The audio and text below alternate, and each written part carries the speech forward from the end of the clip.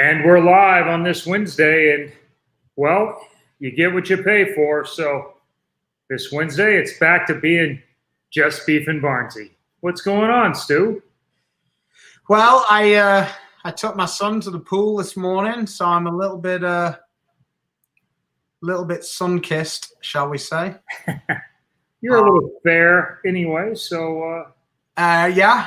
I mean, I managed to. It's quite the undertaking to put suntan lotion on my body.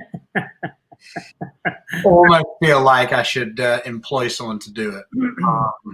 That's a visual I wasn't looking for today. I got to be honest with you. Wow, well, how'd you say it? You get what you pay for. Well, there you go. Yeah, there's that. Hence the fact that I've got Rudolph the Red-Nosed Reindeer. Yeah. So yeah, we're going to go with our rapid fire round. I thought we'd maybe have a little chat about the strike derby this weekend. Mr. Prather continued his Houdini act, barely threw any strikes and managed to win. So that was quite the entertaining thing. It was a sign of a great format. Yeah, I feel like it would have been pretty good odds if you were wagering on that Anthony Simonson was going to get 6 strikes. Yeah, I think you and I were both on that Zoom call or whatever to do the promos for it, and I picked him to be first out. So yeah, nailed it. Yeah, well, if he'd have played anybody except Sean Maldonado and the guy he played, then he would have been out. Well, there's that too. Yeah. He had the first round, though, didn't he? Sorry? He had a good first round. Oh, the qualifier. Yeah. Yeah, I think he's decent. Every shot was pretty much. He wasn't really rapid firing it. Looks like the PBA is going to the long drive contest. It's my guy, Brian.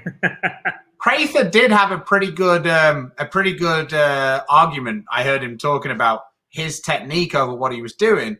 He said that he was trying to go the straightest because the rule actually was if you tied on both the tiebreakers, fastest strike won. Huh. So it wasn't the worst plan. Because if you want to talk about throwing it slow, I don't know that Prather would lose that to many people. Yeah. Yeah, and either taking time or actually getting it down the lane. Yeah, exactly. I did think it was fun. I heard him on the Rotogrip half hour with Schlem yesterday, and he actually had gone full circle on it though. He said he's managed to convince himself that he'd won, and it was because he had a better idea of what to do on the lanes than Troop. I would argue he won because he didn't play Troop. Yeah, that's even closer. So Craig's saying people aren't giving Chris Prather any respect. Made money off him this weekend. Well, that's not really true because we all give him quite a lot of respect. He just wasn't that great at the strike derby. No, that's just he just happened to win. His odds this weekend are much closer to even than they would have been last weekend. So. Yeah. Yeah. Like that's just the way it is. Like Prather's a really good bowler, but he didn't get 13 or 12 like Simonson, Troop, and EJ Tackett did. So there you go, Stu. Oh, there's always one person. One of our guys. Here you go. Is it Brian true? Watson. Is it true that Tommy Jones would have won more titles if he threw Storm? Well, that bit isn't a true or false. That's a we don't know. And I might have quoted that on an extra frame event. I might have said that, but there isn't really any evidence one way or the other to back that to be true. That's also true. It's hard to say when he started off, basically 10. He got about 3 shows in there to get warmed up and then went 10 for 10. I can say that he would have won one more title if he'd hit the head pin.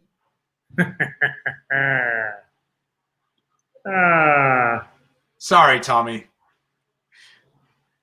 So Barney O wants to know, and I'm assuming he means you. So how do you think you would have done had you competed this past weekend? Oh, I think I'd have dominated it. Yeah, I think I don't follow through. I've only got half the approach for everybody else. Quick feet. Exactly. I would have taken more balls as well. That was another thing. And one other thing that I didn't really see anybody do, and looking at it, I thought they could have done it, but maybe they couldn't, is imagine the lanes were 1, 2, 3. Mm-hmm. I don't know why they went 1, 2, 3, 1, 2, 3, why they didn't go 1, 2, 3, 3, 2, 1. I believe it's mandatory. Oh, okay. I didn't hear that on the broadcast. Somebody went 1, 2, 3, and then back to 2, and then they yelled at them. They had to go back to 1 first before it could. Right. Okay. Well, there you go then. So I think it was basically to make sure that the machines had enough time to cycle on the ball returns also, but because everybody's doing the same thing. It looked like Bill actually got a little screwed in his match. I don't know which. It must have been against Prather because that was his only match. Because he only had one ball on the third lane, and it wasn't there when he got there. Right, he got there and it wasn't out yet. And it wasn't stuck; it just wasn't quite back. So, yeah, it was definitely a change of pace. I enjoyed it. I thought that might have been good for me. Although seeing how messed up the guys were at the end of it, maybe I underestimated it. But I did it, and I was only doing it on 2 lanes, and I was getting about 9. So on 2 lanes, I think that was pretty decent. Yeah, I would have. I guess if I'd have bowled it, I would have had a very similar strategy of playing straighter like Sean did, and I think it probably would have done okay.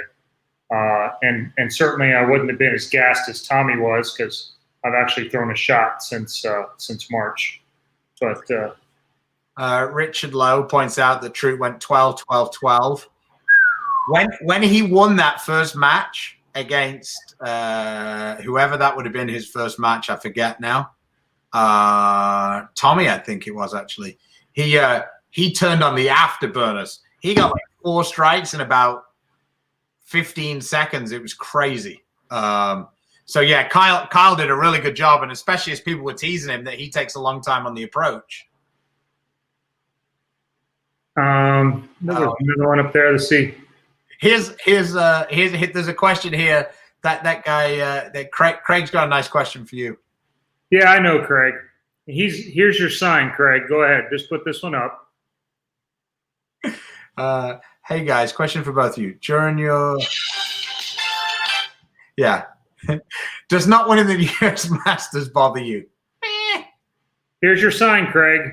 I don't know. Does not. No more than not having a job probably bothers people that want money or, Yeah. No, it's fine. No problem. Just because I have 3 Masters with a collective 3 losses and in a double elimination tournament, don't have a win. It's not a big deal. So Brandon's question was actually quite a good question. I like this question, actually. Yes, constantly. The only problem for me is I feel that pressure during the block.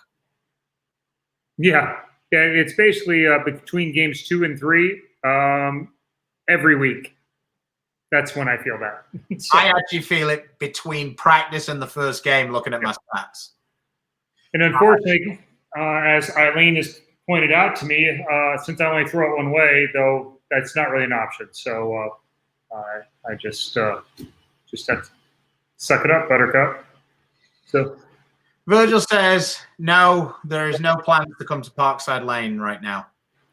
Yeah, I believe as of right now, the summer swing, it's not really a swing this year. It's actually back to being, was back to being 4 individual tournaments. I believe that is officially off for the summer and looking at alternative options. Poor Wolves made my day.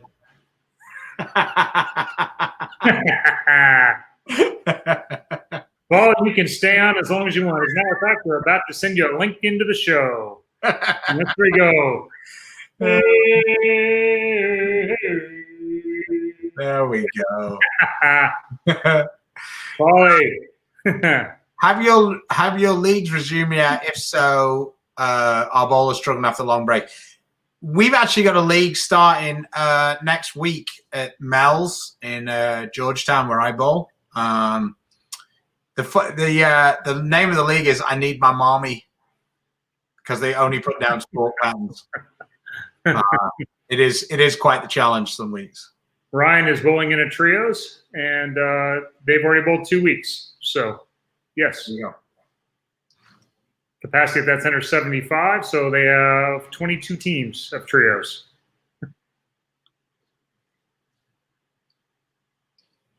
Well, if you want to be good, Josh, what are the adjustments you're comfortable making or the best at? Lateral, speed changes, or ball changes? To be good on the tour, you only have to be good at all of them. For me, I think that the first thing that I would move is probably my speed. I would think that Chris would be more of a lateral moves guy. Correct. But to me, I just, it's maybe one of the reasons why I really struggle on the 2-pattern tournaments, because it gets really complicated trying to keep up with changing 2 ball speeds and everything else at the same time. So that's something for me to work on over the next few months. And there always is.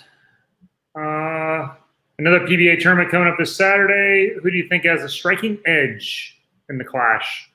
I've got to be careful with that question. Because that event isn't live, I don't want to answer that question. Okay.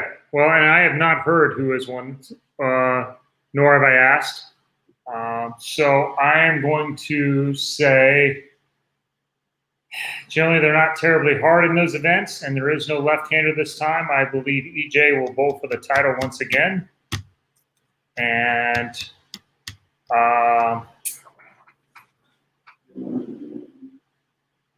I think he's going to, well, I don't know how the bracket's set up even a little bit, so I don't really know. It's not a bracket, it's that 1 ball deal. Oh, it's a 1 ball deal. Yeah, you bowl. He might not make it through the first shot then. If he makes it through the first shot, he's going to bowl for the title. If he doesn't, I'm going with, let me see, Super Trooper. Yeah, it's you bowl a 10th frame, you eliminate 1, and then it's a 1-ball shootout. Danielle McCune and Shannon O'Keefe are in that one as well. What is the key to making a ball change versus moving on the lanes with the same ball? Good question. Experience, really, I think. There isn't really a answer to that question. It's a bit like how long's a piece of string. Depends how long you cut it, type of deal. Because I think if you feel like you're really close ball reaction wise, then you're probably going to be making small moves on the lane. If you're consistently seeing the same things, no matter what, like when you're making those small moves, then it's probably going to be a ball change. I think that's the best way I can think of describing that. Yeah, I mean, knowing which kind of balls you're throwing has a lot to do with it. So knowing your equipment, if it's something that tends to roll a lot and it's flat tending, then that's a pretty good key that it's time to switch balls. And if something that's a little more skid flippy and it's kind of doing the same thing, then sometimes speed changes are a better play. So, but it's really tough as a one-off. Brian Watson has a pretty good question. Who is the most talented player in bowler in history of the PBA? Not most wins, and currently today. I don't understand what that last means. He said he'd pick Pete Weber, Roth, or Duke. I think Simonson. If you want to just talk about talent, because none of those 3 won on both sides of the lane. Yeah, I mean, he's breaking down barriers of what versatility. I mean, true ability to win on either side of the lane that's a pretty incredible thing that he's pulled off there. Pure talent, I don't think I don't think Duke is the most talented. I think he's one of the most hardworking. Yeah, he's one of the hardest workers, and he's persevered. I would say the same with, Pete has a lot of natural talent. You could also argue that he's had a lot of wasted talent. So, say Robert Smith, might have been one of the most talented bowlers I ever saw. Rick Steelsmith was one of the best bowlers I ever saw. And, for him, it was injuries that stopped him from getting where he wanted to be. There's a ton of guys that. Actually, I'm going to take it back. Mike Machuga is the answer to that question. You what? Mike Machuga is the answer to that question. Because Mike Machuga can, outside of throwing the backup ball, can literally do anything to a bowling ball. It's pretty amazing. Like, he can move his track at, like, a significant amount when you look at it. And, like, moving your track is really difficult. I'm not really sure you always want to do it, but being able to do it is, like, that's a really challenging thing. And I've seen him do a lot of different things. I think that's probably pretty well said. And that's why being the most talented doesn't mean like, because he did about everything except be profitable. Hi, Mike.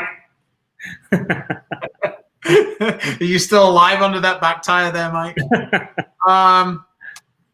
Since the PBA Summer Swing will not happen, will both of you bowl in any tournaments? Well, there's no PBA tournaments, but fortunately we both live in Texas, and there is a plethora of smaller local events for us to be able to go.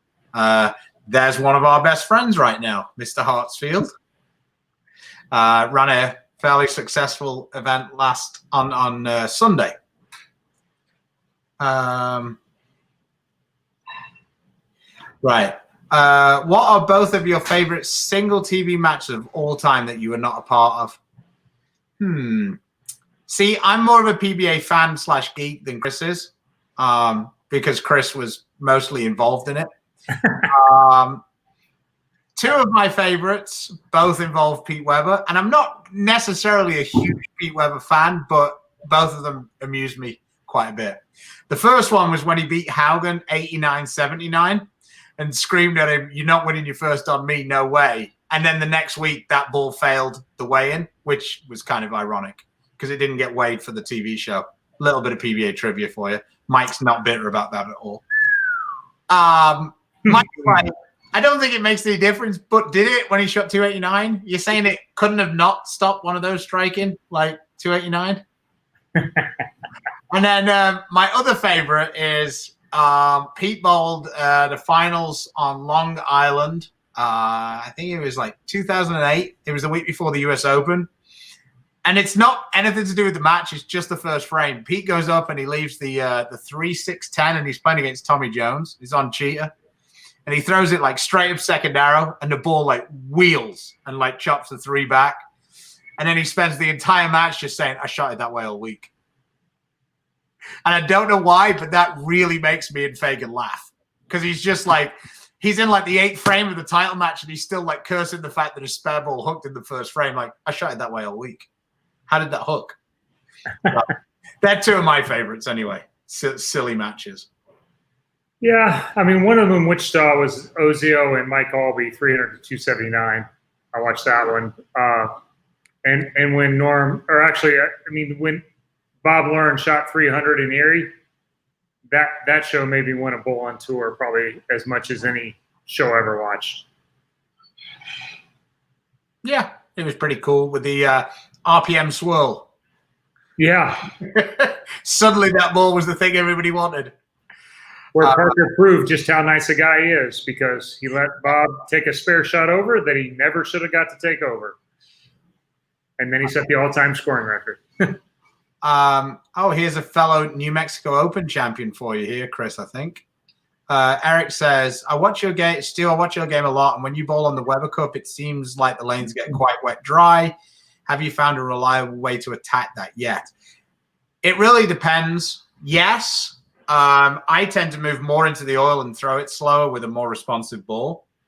But you can go the opposite way and try and play the dry with a less responsive ball and more of an end-over-end type reaction. You will have seen me play that a lot because I get the short straw of having to play on the dirt in the Weber Cup quite often, because Dom's the captain and he ain't going to pick himself for that match, is he? So, yeah. It used to be the same way when Oscar was the captain. Lanes got real messy when he picked himself to go out on fresh every time. It's a pretty nice way to keep your average up as well if you always bowl on fresh at the Weber Cup. Yeah, Oscar went with that route for a while too. Have you had a hand in designing a ball to your specifications? What you need on the lanes instead of pro shops just making balls and drilling them? Well, the pro shops don't really make balls. The pro shops suggest balls and do layouts. So if you're talking about layouts, me and Chris always do our own layouts. If you're talking about actually designing a ball, that would be a Chris question. I am way too far down the food chain to have an opinion on that. I've had a hand in it, but not a complete anything I want, CAD CAM design, not quite like that. I've had access to current cores and some of those things and mix them with cover stocks to come up with ideas, but ultimately the big money in charge gets to put those together. So do you guys prefer newer balls or one that has a little track worn into it? I'm definitely a new ball guy. I think me and Dom are starting to wear off on Chris a little bit.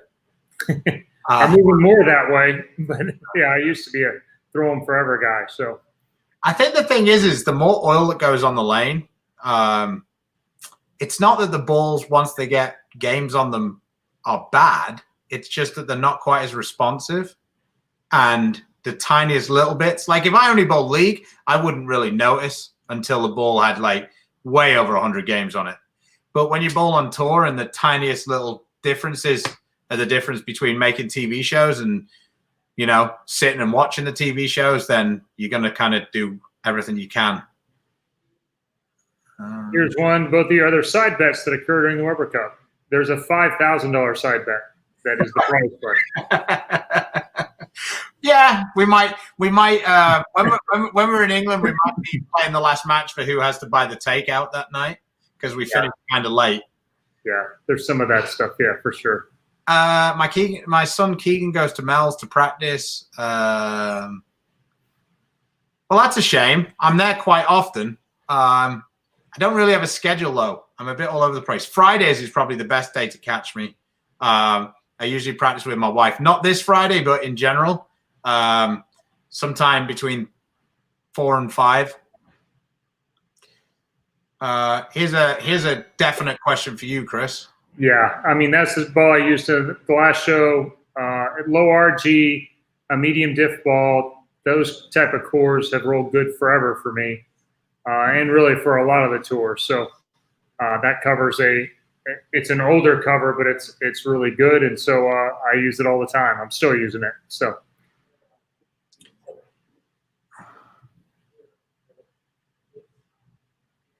Well, Vegas is traveling across country to play my favorite sport, bowling. Do you have any suggestions on where it should go? I mean, Vegas is open back up. That's really where most of there's a lot of tournaments there and a lot of centers. Or I guess Reno for nationals. But if you're just talking about traveling, I mean, if you're trying to find somewhere to go and bowl right now, then Texas is the place. Every weekend from now till August. Texas or Florida. I think we might have more tournament directors around here. Will not have a weight hole make a difference with you? Not me personally, no. Chris maybe have the odd ball that makes a difference too, but in general. Once in a while, but not really. Both of us are able to make it pick up sooner than we want, so that's not going to be a problem. Getting it down the lane, however. What is the format of the PBA League before it was televised? Well, it's always been televised. Yeah, now there's some qualifying for seeding, but there was is it like it's not even a round robin, is it? To be honest, I don't know yet. I can't remember. My man Stoney, you need to put Platinum Forward on the board behind you. Yes, I do, Stoney. I appreciate the help. That was very kind of you. I'll see you on Saturday. What's the best way to keep a proper swing without practice since the sensors in my area are closed? Yikes. I think the thing with the proper swing, the swing generally comes from direction of the push away. So maybe if you set up and practice your push away, that might be the best thing you can do to keep your swing online. You got any thoughts on that one, Chris? Yeah, push away and footwork. I mean, people tend to forget that if your footwork goes back and forth, your swing has to move around your body or follow your body. So the more, the straighter your footwork is, the straighter your swing will be.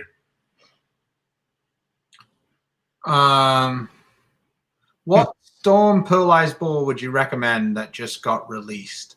I like the Astrophysics. I think that one's pretty good. I don't know whether that's just recently enough. At this point, it is.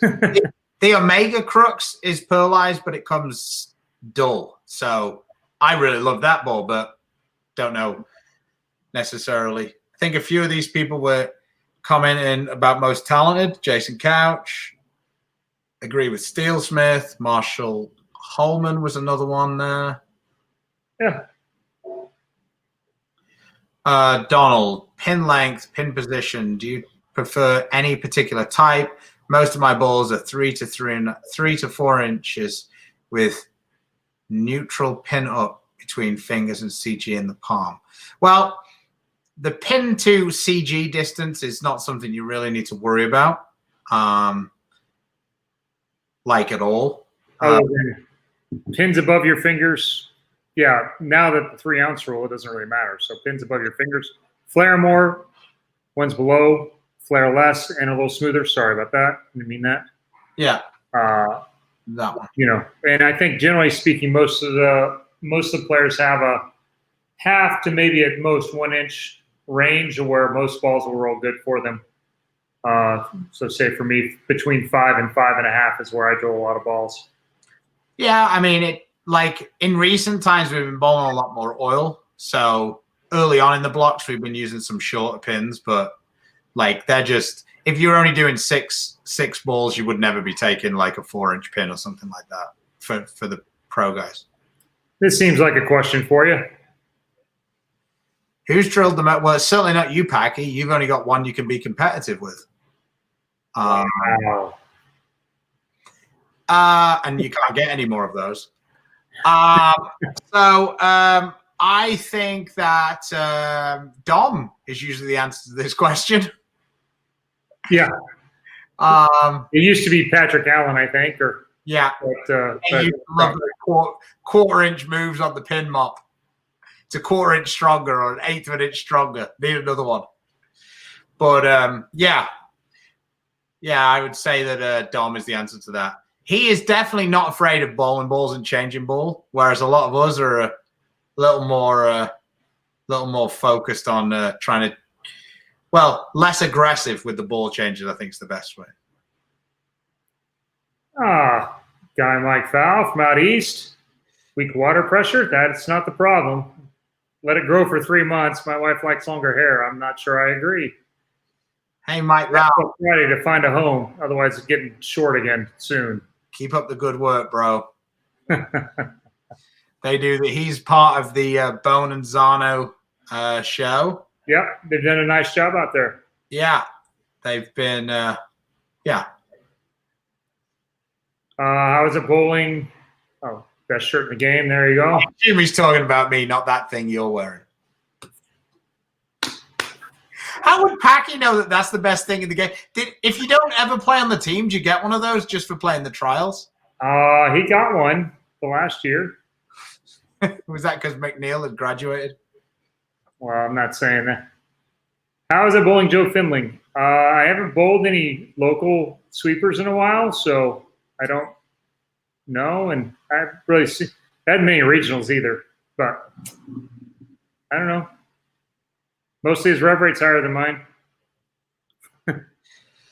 If you weren't a professional bowler, what would your career be? Professional eater, maybe? I think I'd probably have something to do with my degree, which is in accounting. My wife would argue, being as how terrible I am with doing taxes. Charlie Tapp. When you work with Mark Baker, do you ever discuss lane strategy and disagree? Pretty much every time. Yeah. And the comeback normally starts with, it's not a black UDOT. I don't know what to tell you. But yeah. So did the bus driver for the Patriots, Packy. Well, the bus driver for the Shockers did. You had to earn one of those. So, you know. I'm not going to leave you alone, Packy. You think you should be the first pick of the draft? I've got the microphone right now. We're just coming up on our half hour here, guys. So let's see if we can answer a couple more before we go.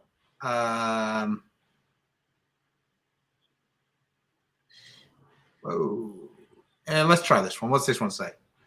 If you were to guess the total number of balls drilled on the truck every week, how many? More at majors or longer formats? It's 2 to 3 times more at those because there's amateurs that come out that week too. So you get a ton of drills like the U.S. Open and Masters compared to not necessarily that much different at the TOC. Sorry, there you go. My wife running the bus over me. Yeah, maybe commentating. Phil Brylow might be in trouble. But to answer that question, at the big events, certainly a couple of hundred. For the most ball, for how many balls drilled. And that's just dumb.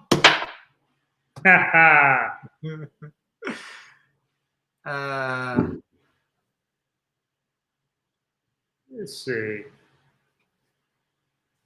Well, here we go. One last question. There we go. What are some of the things you did to get in the swing of things after a long layoff? Start slow. Definitely a couple of like slow walk-ups and really trying to get your hand understanding how it wants to roll the ball off your hand. And then, And then for me, I was focusing on the new things that Mark wanted me to try. So I didn't really have to focus too much on doing anything else other than trying to remember what I should be doing. So that would be the way. You got to break it down and do your game a little bit at the time. I don't know how Chris went about it. He was a lot hotter than I was when he took his break. Yeah, I have to do a lot of more stretching and kind of band work and some things like that just to make sure when I come back that you don't get hurt when you start. But a lot of stretching on that side. And then once I start practicing, you start working on kind of that same base. I mean, I have 3 or 4 keys that have been the same forever. And so starting there with body position and footwork and then just keep ramping up and adding to that. So. Okay, well, it's been fun, guys. We will see you on Friday. We're going to be back at our usual time of 2 Central. We will have a guest, and I will confirm it tomorrow.